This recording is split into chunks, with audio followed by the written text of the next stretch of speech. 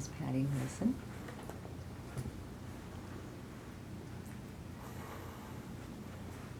We've been amazed to find that so much time has passed since the Deaf Media Coalition, which we refer to as DMC, in 1981, 1982, started, and it continued right through 1990. You may be able to reflect back a little bit on the technology of that era and realize how very much it's changed. We were using old videotape, 3/4 millimeter videotape, a TV studio with ancient cameras, and essentially developing programming to describe the ways of life of deaf people, deaf education, and to raise awareness about deafness using a social media, social justice network.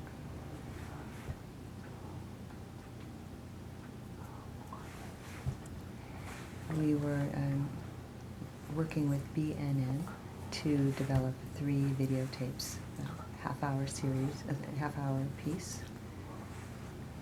And we brought together deaf and hearing artists as part of the Boston Youth Project. One of the most challenging things that we found was that in the 80s, people were not familiar with technology. So DMC has my video, well, not just my videotapes, but our videotapes about the deaf world. And they've held on to them for a very long time. And now we're involved with the Culture in Perpetual Motion TV network, CPM-TV, because they inquired about those old videotapes. I went back to the archives and I found 3 or 4 boxes of this old format videotape, and they put me in touch with Julia Silvestri, a deaf person who's a mother and a teacher at the Learning Center for Deaf Children, which is here in Massachusetts. So CPM-TV has been attempting to copy those old films to keep them in their archives. And I was thrilled to discover the existence of CPM-TV, which has a lot of the same goals as DCM did. So I'm now happy to introduce my interviewee today, Harlan Lane, who has a PhD. He is a professor at Northeastern University. He is the author of numerous books and still teaches in the classroom to this day. The topic today is psychological rejection, and he's going to be publishing his upcoming book in the fall. Our interpreter today is Jean Dillon, who is a CODA and works here at Boston University. So welcome, Harlan and Jean. Good. It's always great to see you.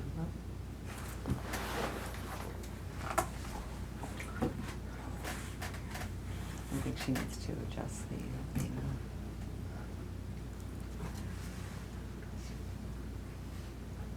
Can you go back to the introduction of Harlan? Go back to that. We'll start again.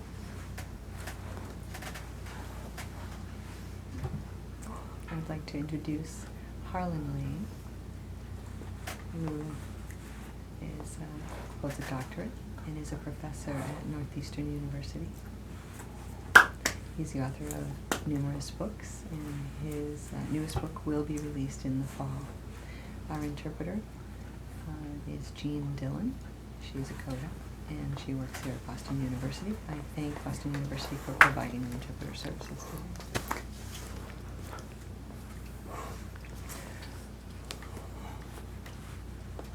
If you recall the work that we did in 1988, we were involved in a very complex project. It was the National Teleconference, known as the Politics of Deafness in the Four Corners. of the globe.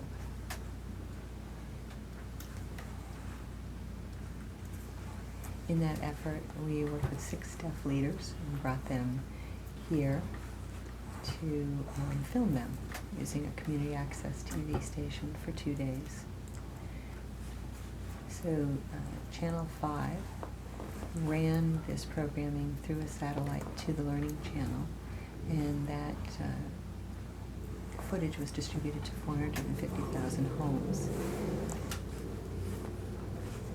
So if you recall that project that we were involved in 1988, I'd like you to reflect a little bit on the successes of that nationally televised conference. Well, first of all, I certainly do recall it.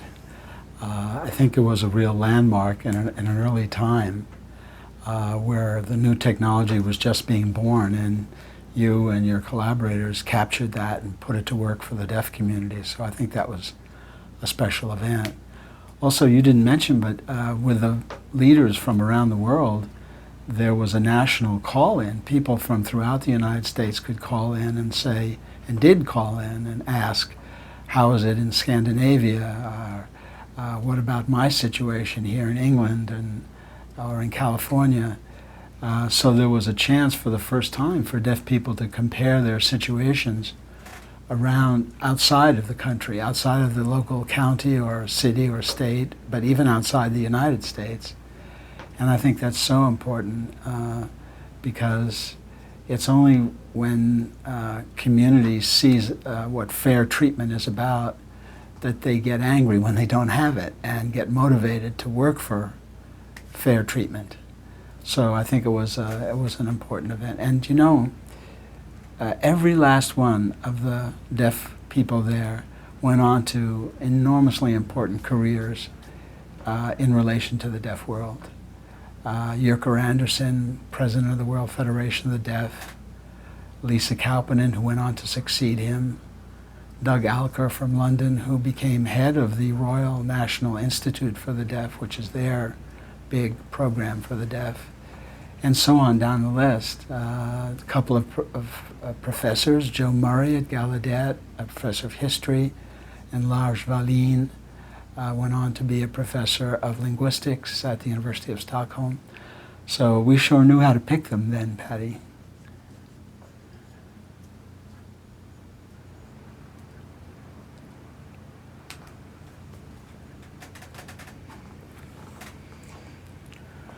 We did. We did. The reason I decided to ask you to talk this over with me today is because you are nationally recognized. You're a leader. We know that in England, in Finland, in Thailand, do you remember the Thai woman who came with her husband, who could interpret into many, many languages? And that was distributed by social media to the world. Yeah. And I could imagine that happening again today. But it hasn't happened. Why do you think that's so? Well, that's a good question, because there's been so much progress in the United States and in many other countries for deaf people. Not that I think all the battles are won, far from it. But still, we have to recognize that deaf people have more control over the fate of deaf children and adults, over the fate of their community, than they did back then when we brought these leaders together. So there's been a lot of progress, and with the new technology, deaf people have really harnessed that for your goals, and that's really changed the complexion of everyday life for deaf people in the States, at least, and in other first world countries. Still, there's so much to be done. You know, people in most countries in the world simply don't realize that deaf people can have an advanced education and go into the professions. We now have a professional middle class here in the United States of deaf people. That's really shocking to people in countries where you can't get a high school degree, or you can't get a license to drive, or you can't even get into elementary school. So there's been a lot of progress. Why, you're asking me why the American audience is not greater, and I guess part of the answer is that we need to reach out to them more. I think Americans are open-minded about this now. They have some familiarity. There's so many high school students studying sign language in America, and college students, of course. So many materials for helping to raise your deaf child that are deaf-oriented, from deaf publishing houses frequently. But we need to do more to reach the general public. And I think that you're working along those lines today and just sitting down together and reflecting on this.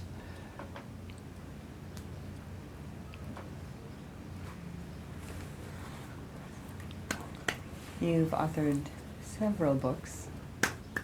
I would very much like to see one of those books made into a film. We've certainly honored JFK, Martin Luther King. And I think it's time to memorialize Lauren Clare, for example, in film. Can you imagine a day when we have deaf actors on stage playing the parts of people in the 1800s? I do feel that with community access TV, we have an opportunity that hasn't been fully capitalized on, primarily due to funding. You're right, the audience is there, people are learning to sign in the high school years and college years. We have the technology, we have the community, they have connections to one another through video logs, but we have yet to see the day where there's a deaf channel producing film by and for and of deaf people. So how do we make that happen? Well, I think one way we make it happen is the way you just said, that is by making programs, films and others, that are of wider interest to the American audience. So that, and that's a difficult thing to do, but deaf theater has often done it. For example, the National Theater of the Deaf has done it. That is programming that's of interest to deaf people, that the deaf people can get excited about and say, yes, that's me, that's my culture there. But at the same time, it's interesting to hearing people who don't know that culture or belong in it. And I think the Lauren Clare story, for one, or other stories related to it, like the story of the Abbé de l'Épée, and the founding of deaf education in the 1700s in France, those stories can be, with a budget, presented in a way that engages Americans with deaf culture and opens it out to them. Children of a Lesser God is a good example of that. We should learn from that example and try and produce films and plays like that, which reach both audiences.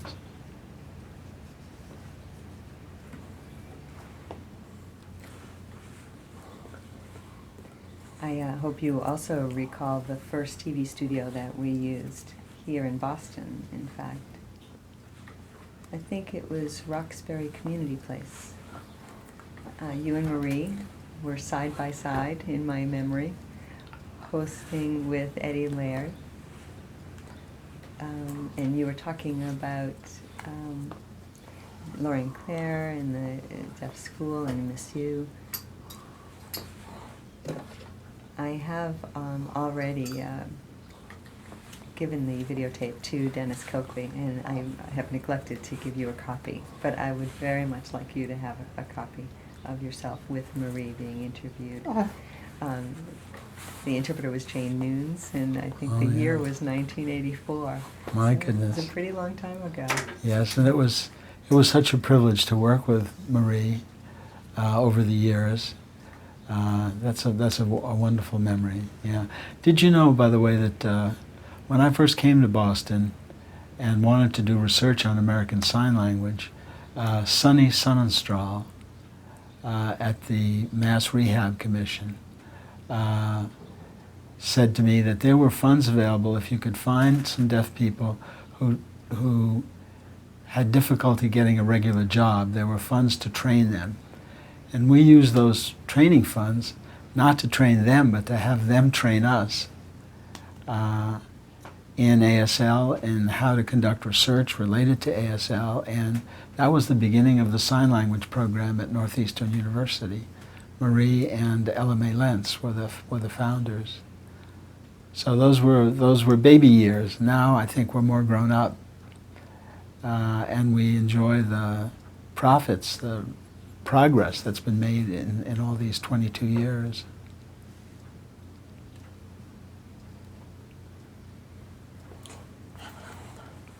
If it were not for you, we would not have these profits and progress that you mentioned 22 years later.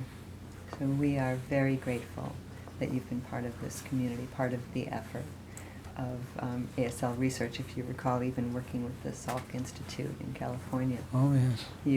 I remember you inquiring about their research into ASL, and then bringing the wealth of knowledge back here to Boston. So you have definitely enriched our understanding of our own community. You've enriched the world's understanding of our language, and we thank you very much for your time and effort.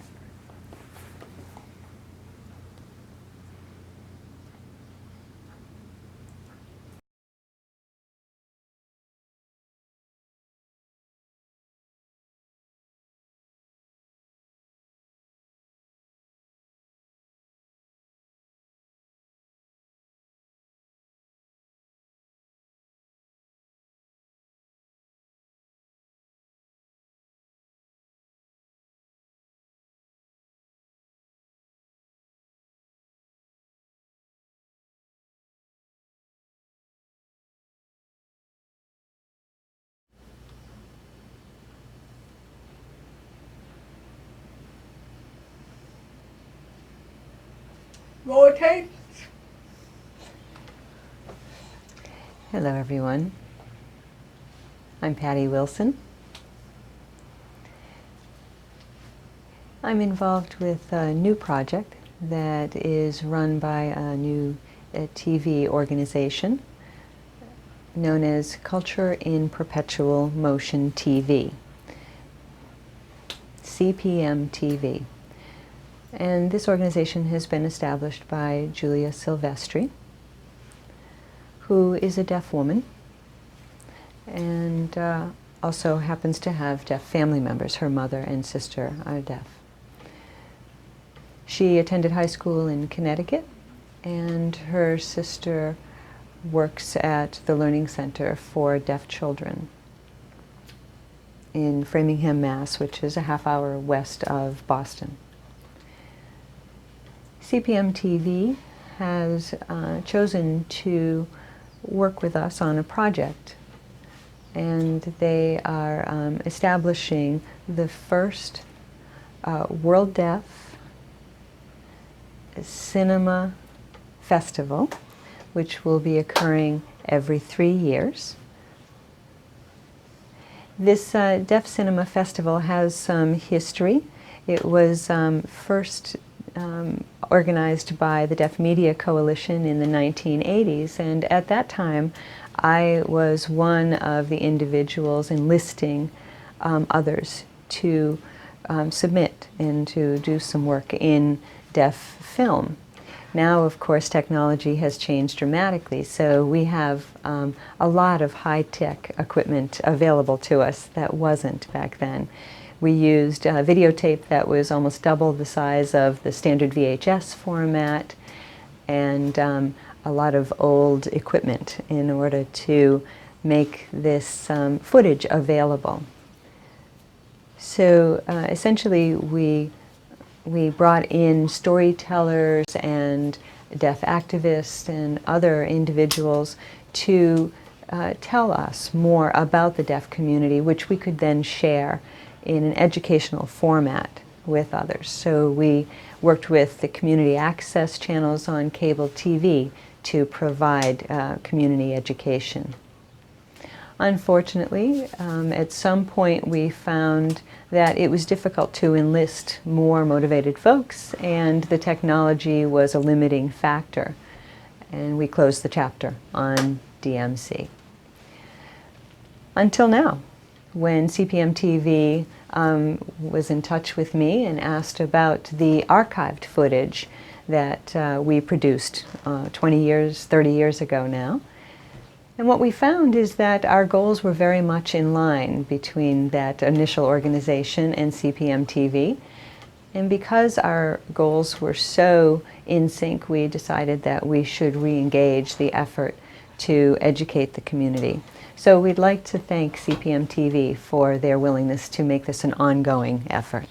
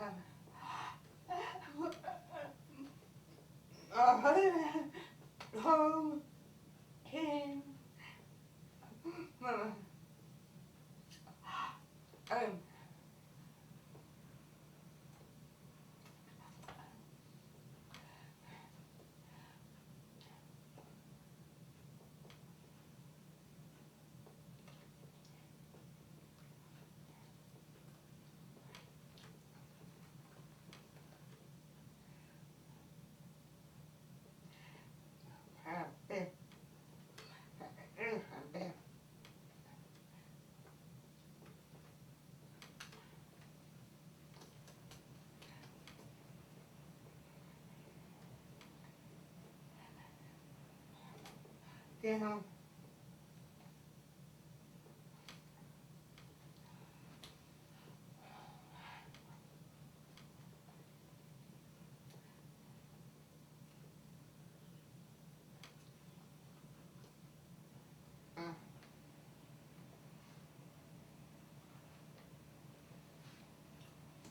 Mm-hmm.